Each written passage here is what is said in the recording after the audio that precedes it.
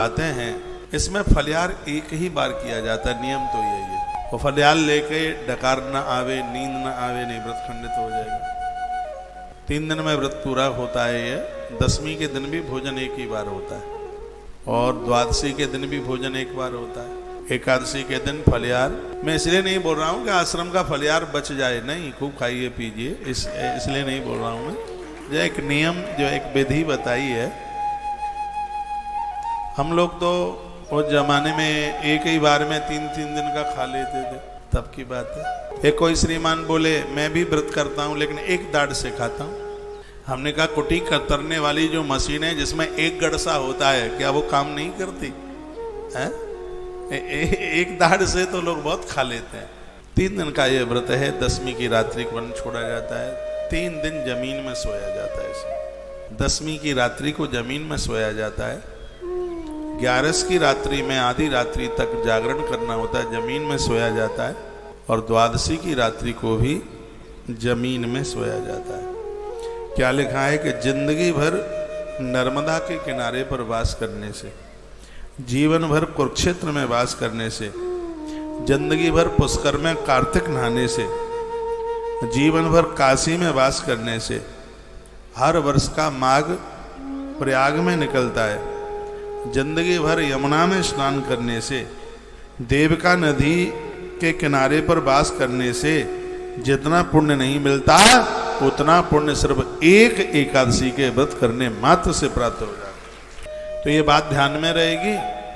संपूर्ण धरती की 11 परिक्रमा करने से जितना फल प्राप्त होता है, सिर्फ एक एकादशी का व्रत करने से उतने पुण्य की प्राप्ति होती है। आप मंगलवार करते हो, बुधवार करते हो, गुरुवार करते हो, ये तो सब बहुत पीछे रह गए एकादशी के सामने। 11 के सामने कुछ नहीं। एकादशी में तो सब कुछ समाया हुआ है। जो लोग ये सोचते हैं कि मृत्यु के समय पर पांव में कांटा लगे इतना भी कष्ट ना हो, तो उन्हें आज ही ये संकल्प ले लेना चाहिए कि अगली बार आने वाली एकादशी से हम व्रत आरंभ करेंगे। आप अपने जीवन का आनंद देखिए। चाहे दुनिया भर की स्त्रियां इकट्ठी कर लें, बच्चे पैदा कर लें, धन इकट्ठा कर लें, लेकिन अंत में ग्रंथ का कहना यह है कि यात्रा तुमको अकेले ही करनी पड़ेगी। कोई संग जाएगा नहीं, सिर्फ अकेले और सिर्फ अकेले यात्रा। उस समय आप निर्भय होके जाएं, उत्सव के साथ उत्साह मनाते हुए जाएं। तो उसके लिए यदि आपका शरीर काम करता है तो आप एकादशी का व्रत अवश्य में कीजिए। इससे बड़ा कोई व्रत नहीं है। यह व्रतों का राजा है, ऐसा कहा गया। इसमें रात में जागरण करने से मनुष्य संपूर्ण पापों से मुक्त हो जाता है। आधी रात्रि तक 12 बजे तक जगिए। वैसे आप जगते ही 12 बजे तक। कीर्तन सुनिए। आजकल तो विज्ञान का जमाना है, मोबाइल में कीर्तन चालू कर ले, मोबाइल गाता रहेगा और आप सुनते रहेंगे। भगवान रात्रि जागरण करने से संपूर्ण पापों को जला देते हैं। हे राजेंद्र, एकादशी का व्रत करने वाले लोग 30 पीढ़ियों का उद्धार करते हैं। ये लिख लेना। वो 30 पीढ़ियां कौन कौन सी हैं? एकादशी का व्रत जो करते हैं वो 30 पीढ़ियों का उद्धार करते हैं। 10 पीढ़ियां तो माँ के कुल की, मामा के यहाँ की, 10 पीढ़ियां पितृ कुल की और 10 पीढ़ियां पत्नी के कुल की। एक कोई इधर मध्य प्रदेश की बात है, उन्होंने अपनी बेटी के लिए घर ढूंढा और मेरे पास आएगा, महाराज जी घर बहुत अच्छा, एक ही लड़का है, टीचर है, उसके पापा भी मास्टर थे, बस एक ही कमी है। मैंने कहा कमी क्या है? हर महीना गिरिराज जी की परिक्रमा करने को जाता है, हर महीना वृंदावन जाता है, वो हर महीना महात्माओं से मिलने के लिए जाता है। मैंने कहा फिर तो ये तो ज्यादा अच्छा है। अच्छा क्या है? क्यों? कैसे अच्छा नहीं है? अच्छा नहीं है, हमारी बेटी को छोड़कर कहीं बाबा ना बन जाए, इस बात का भय है। मैंने कहा वो बाबा बनेगा तो उसको कोई रोक भी नहीं पाएगा। कुछ लोग तो हमारे पास ऐसे आते हैं कि नास्तिक है, पूजा पाठ करता नहीं है, देवी देवताओं को मानता नहीं है, और लोगों को इसमें भी तकलीफ होती है कि पूजा पाठ ज़्यादा करता है, महात्माओं से मिलता है, गिरिराज जी की परिक्रमा करने को जाता है।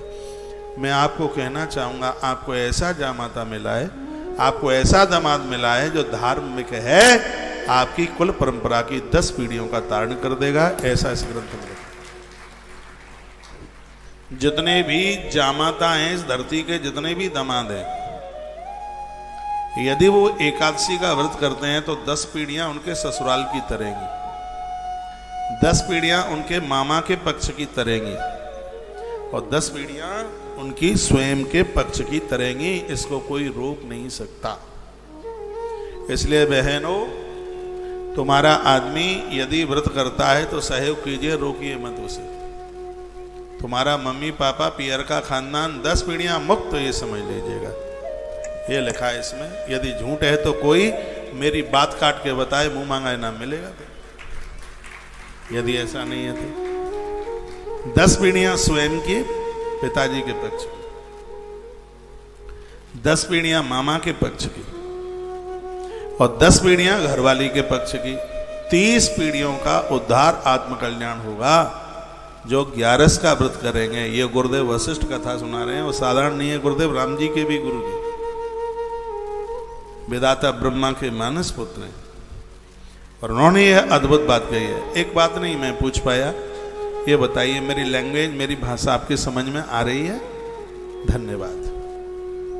तो आपसे बने तो एकादशी का व्रत कीजिए। और एक बात और सुन लें आप, एकादशी का व्रत करने के तत्पश्चात, उद्यापन करने के बाद फिर यदि आप अन्न खाते हैं तो अन्न खाने का 1% भी दोष नहीं लगता। ये सबसे बड़ी बात है।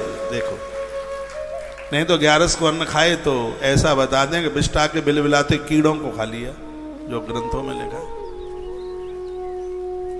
आपने एक बार एकादशी कर ली है, उसका उद्यापन कर दिया और फिर आपने अन्न ग्रहण करना। एक अच्छा भोजन तो फिर भी मत करना। आपने पकी रसोई, आपने ये प्रसाद लिया है तो वो अन्न खाने में 1% भी बिल्कुल दोष नहीं लगता, ऐसा हमारे ग्रंथ में। कौन कौन व्रत रखता है एकादशी का? ना रहे तो कितनों खावे को? महीना में 2 दिना तो व्रत कर लो करो। अरे हम ब्रजवासी हैं, हमारे पास बड़ो सौभाग्य है, ठाकुर जी ने ब्रजवासी बनाए। एकादशी को व्रत हरेक मनुष्य को करना चाहिए। महीना में 2 एकादशी। और एक और बात बताएं, एक साइंटिस्ट को नोबेल पुरस्कार मिले हुए और वाने जी शोध करे कि जो महीना में 1 महीना में 2 व्रत रखे, और वाने बताई सूरज यहाँ हो, चंदा यहाँ हो, ये गणना हो, ये ग्रह स्थिति हो, उन 2 दिनान में अगर व्रत करेगा तो जीवन में वाकू कबू कैंसर नहीं है सके। ये कौन है कहिए? साइंटिस्ट ने। और वो दोनों दिना कौन से आ रहे हैं पता है? एकादशी के।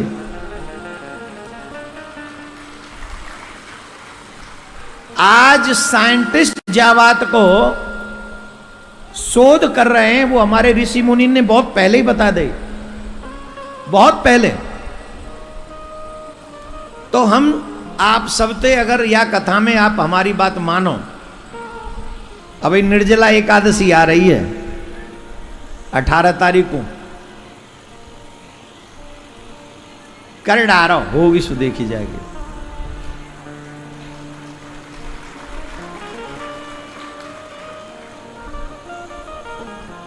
एक बात सुने, जिनसे पूरे एकादशी के व्रत न रहे जाते हों, वो एक व्रत भी कर ले तो बराबर है वो निर्जला एकादशी का। लेकिन कब? निर्जला मतलब जाको नाम आई है निर्जला, सूर्य उदय से पूर्व सूर्य उदय तक जल ग्रहण नहीं करना है, वही निर्जला। पूरी 24 एकादशियों का व्रत मिल जाएगा, फल मिलेगा उसे। जो गृहस्थ में है, बहुत सूक्ष्म साधन है, एकादशी के व्रत करने ही चाहिए। शास्त्रों में एकादशी के दिन अन्न खाने वाले को नरक की प्राप्ति होती है, ऐसा माना गया है। कभी भी अन्न नहीं खाना चाहिए एकादशी का। बहुत सभी प्रभु प्रेमियों को मेरा प्यार भरा राधे राधे। इस वीडियो में हम चर्चा करेंगे निर्जला एकादशी के व्रत की। ज्येष्ठ मास की शुक्ल पक्ष की एकादशी को निर्जला एकादशी के रूप में जाना जाता है। बहुत सुंदर इसका महात्म्य है। हमें हमारे परिवार के लोगों को इसके विषय में जानना बहुत बहुत जरूरी है।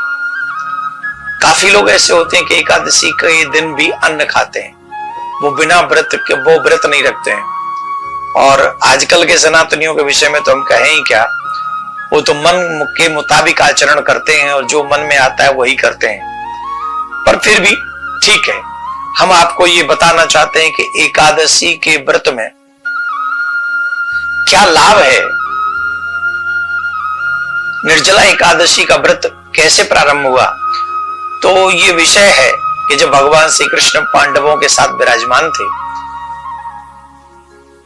तो सभी चारों भाई भीमसेन का उपहास कर रहे थे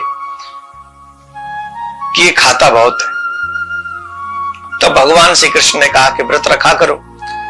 तो भीमसेन ने कहा कि प्रभु आप क्षमा करें, मैं व्रत तो नहीं रख सकता क्योंकि मेरे उदर में ब्रक नाम की अग्नि प्रज्वलित रहती है। मैं कम भोजन भी करूं तो भी मन नहीं भरता और मेरा शरीर ये बर्दाश्त नहीं कर पाता है। तो एक समय वेद व्यास जी महाराज उनके पास में जब पधारे तो भीम ने वेद व्यास जी से प्रार्थना की, बोले महाराज ये सब मेरा उपवास करते हैं और मुझसे बिना खाए रहा नहीं जाता, आप कृपा करके बताइए कि मैं क्या करूं। तब वेद व्यास जी महाराज ने कहा कि भैया भीम एक काम करा करो, तुम अगर सारे व्रत नहीं रख सकते तो एक समय आहार कर लिया करो और एक समय व्रत रखा कर। बोले नहीं महाराज मैं नहीं रह सकता और मुझे नरक जाने से भी डर लगता है क्योंकि सुना है कि एकादशी के दिन अन्न खाने वाला मनुष्य नरक प्राप्त करता है, तो आप कृपा करिए। तब वेद व्यास जी महाराज ने कहा कि साल में 24 एकादशी होती है, 23 एकादशी व्रत तुम मत रहो, सिर्फ एक एकादशी का व्रत तुम करो जिसे निर्जला एकादशी व्रत हम कहते हैं। और निर्जला एकादशी का व्रत ज्येष्ठ मास की शुक्ल पक्षमी के दिन जो निर्जला आती है, निर्जला जिसको एकादशी कहते हैं, वो निर्जला एकादशी। तो तुम उसको अब उसमें तुम्हें भोजन इत्यादि नहीं करना है, जल भी ग्रहण नहीं करना है। और भीम ने इस बात को माना और ऐसा सुनने में आया है कि सारी रात्रि पूरे दिन तो उन्होंने जल ग्रहण नहीं किया, लेकिन जैसे ही ब्रह्म मुहूर्त हुआ वो भीमसेन बिना कुछ खाए पिए मूर्छित हो गए। तब चारों भाइयों ने उन्हें गंगा जल और तुलसी दल पिलाकर उनका पारायण करवाया। तो अपने आप में बहुत बड़े अपराध होते हैं एकादशी के दिन अन्न ग्रहण करने से। 7 साल 11 साल के बच्चे के बाद और कोई बीमारी ना हो तो 60-70 साल के बुजुर्ग के बाद हम सभी को एकादशी व्रत करना चाहिए। और निर्जला एकादशी के व्रत का तो इतना बड़ा महात्म्य है, इतना बड़ा महात्म्य है कि हम क्या बताएं। बड़े से बड़े पाप इस एकादशी के व्रत से नष्ट हो जाते। तो हम करें क्या, निर्जला एकादशी के व्रत को करने से पूर्व हमें ब्रह्म मुहूर्त में उठना चाहिए।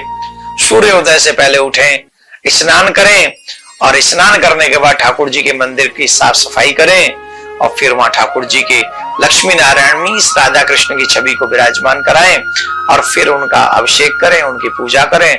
और पूजा करने के बाद में उनको भोग इत्यादि लगाएं, पीले फल हो और पीली वस्तु का भोग लगाएं और मंत्र जाप करते रहें, ते ओम नमो भगवते वासुदेवाय। और जो भी आपके गुरु जी का मंत्र है उसको आप जाप करें। एक और विशेष बात यहाँ पर हमको समझनी है, सीखनी है या याद रखनी, और वो बात यह है कि जब हम निर्जला एकादशी का व्रत करें तो हमें संकल्प अवश्य करना चाहिए। वैसे तो हर एक दान का, हर एक व्रत का हमको संकल्प करना चाहिए। अपना नाम, अपना गोत्र, हाथ में अंजलि में जल ले, अपने नाम और गोत्र का नाम, अपने गोत्र का उच्चारण करें और फिर भगवान से प्रार्थना करें कि हम जैसे अभी निर्जला एकादशी है, जिस मास की शुक्ल पक्ष की एकादशी निर्जला एकादशी का व्रत मैं करता हूं, हे प्रभु आपके चरणों में समर्पित करता हूं, आप मुझे इसकी सामर्थ्य दें। संकल्प अवश्य करें, संकल्प करके व्रत करें। और व्रत करने के बाद में ये ध्यान रखें, क्रोध नहीं करना है, दृश्य गंदे ना हो, श्रवण गंदा ना हो, चित्त गंदा ना हो, भगवान की सेवा करें, गौ इत्यादि को चारा खिलाएं, दान पुण्य करें, जितना भी शुभ कार्य कर सकते हैं वो हमको करना चाहिए। संयम में हमको उस दिन व्रत रखना चाहिए। और 18 जून को निर्जला एकादशी होगी,